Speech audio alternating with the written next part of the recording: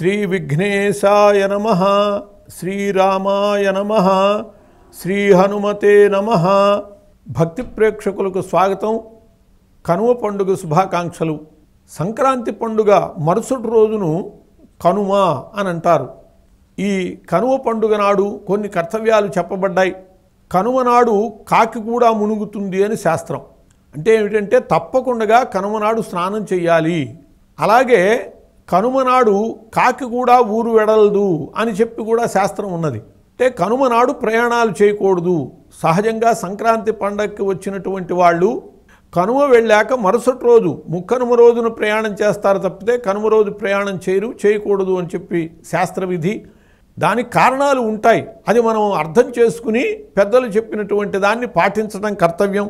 ముఖ్యంగా ఈ కనుమ పండుగ పశువుల పండుగ, పక్షుల పండుగ. పశువులకి పక్షులకి సంబంధించినటువంటి పండుగ. సంవత్సరం అంతా కూడా కష్టించి మనకి సేవ చేసి మంచి పంటలు పండించి మనల్ని ధనధాన్య సంపదలతో తులతొగేటట్లు చేసినటువంటి ఆ పశువులని ఈ రోజున ఆదరించటం అనేటటువంటిది, వాటిని పూజించటం, వాటిని గౌరవించటం అనేటటువంటి కార్యక్రమము ఈ రోజున ఉంటుంది. ఉద్రుషభోత్సవము అని చెప్పి చేస్తారు. ఈ రోజున చక్కగా వాటికి స్నానం చేయించి గులాము చల్లి పట్టెళ్ళు, గంటలు మొదలైనటువంటివి అవన్నీ కూడా అలంకారాలు కట్టి వాటిని ఊరేగింపుగా తీసుకువెళ్ళి దేవాలయానికి, గ్రామ దేవతలకి వాటికి ప్రదక్షిణం చేయించి ఊరు వెలుపల హద్దులు ఒక్క మాటు దాటించి మళ్ళీ తీసుకురావటం అనేటటువంటిది. వాటికి కావలసినటువంటి ఆహారం ఏ లోటు లేకుండగా కావలసినటువంటి ఆహారం అంతా ఇవ్వటం అనేటటువంటిది ఈ కనుమనాడు. పశు సేవ అనేటటువంటిది ముఖ్యంగా చెప్పబడ్డది. అట్లాగే గోపూజ చేయటం, పంచగవ్య ప్రాసనం చేయటం. గోవు సమస్త దేవతలకి స్వరూపం. గోవునందు సమస్త దేవతలు ఉన్నారు కాబట్టి గోవుని పూజ చేస్తే సమస్త దేవతల్ని పూజించినట్లే. ఈ రోజున ముఖ్యంగా పూజ చేయటము. సంవత్సరంలో ఒక్క మాటైనా పంచగవ్య ప్రాసనం చేస్తే ఆవు పాలు, ఆవు పెరుగు, ఆవు నేయి, గోమయము, గోమూత్రము ఈ 5 శాస్త్రోక్తమైనటువంటి మంత్ర విధానంతో కలిపి దాన్ని కనుక యత్వగస్థిగతం పాపం దేహే తిష్టతి మామకే ప్రాసనం పంచగవ్యస్య జ్వలచ్చగ్నిర్వేంధనం అని చెప్పి అట్లా పంచగవ్య ప్రాసనం చేసేటట్లయితే మనలో ఉన్నటువంటి సమస్త పాపాలు తొలగిపోతాయి. అంతకు మించి మంచి జ్ఞాన సంపద చేకూరుతుంది. పంచగవ్య ప్రాసనం చేయటం వల్ల మంచి బుద్ధిశక్తి వస్తుంది అని చెప్పి పెద్దలు చెప్పారు. చిన్నపిల్లల చేత కూడా అలా సంవత్సరానికి ఈరోజు ఒక్కరోజైనా పంచగవ్య ప్రాసనం చేయించడం మంచిది.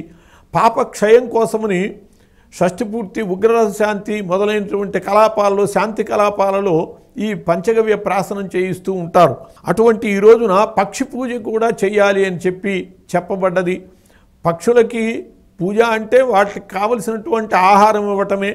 ముఖ్యంగా ఊరు బయటకి ధాన్యం తీసుకువెళ్ళి అవి చల్లి అవి వచ్చి చక్కగా తింటూ ఉంటే దూరం నుంచి చూచి ఆనందించాలి. అక్కడే నిలబడేటట్లయితే పక్షులు రావు. అవి చూడటం కూడా మనకి పుణ్యమే. అట్లా పక్షులకి కావలసినటువంటి ఆహారాన్ని ఈ రోజున తప్పకుండా ఇవ్వాలి. అట్లాగే పరిగె కంకులు మొదలైనటువంటివి తీసుకొచ్చి చూరలో కట్టి వాటికి కొన్ని రోజుల పాటు పిచ్చుకలు మొదలైనటువంటివి పక్షి జాతులు తినటానికి కావలసినటువంటి అవకాశం చేయటం, ఇది కూడా ఈ కనుమ పండుగ రోజున చేసేటటువంటి పని. ఈ కనుమ పండుగ నాడు ముఖ్యంగా ప్రభల తీర్థం ఏర్పాటు, కోనసీమలో ప్రభల తీర్థం ఏర్పాటు చేయటం జరుగుతుంది. విఠల జగ్గన్న అనేటటువంటి మేధావి అక్కడ కౌశికీ నది ఒడ్డున ఉన్నటువంటి మర్రి చెట్టు దగ్గర ఉండేవాడు.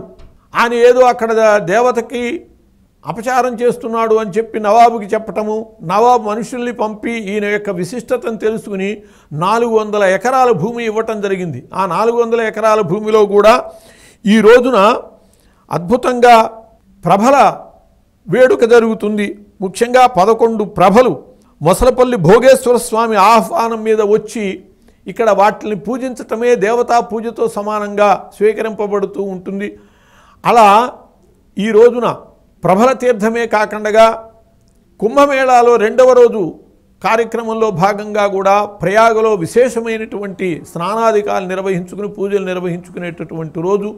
కాబట్టి ఇలా ఈ పుణ్యకార్యాలన్నీ నెరవేర్చుకోవటం ద్వారా సమస్త శుభములు పొందాలి అని చెప్పి పెద్దలు చెబుతారు.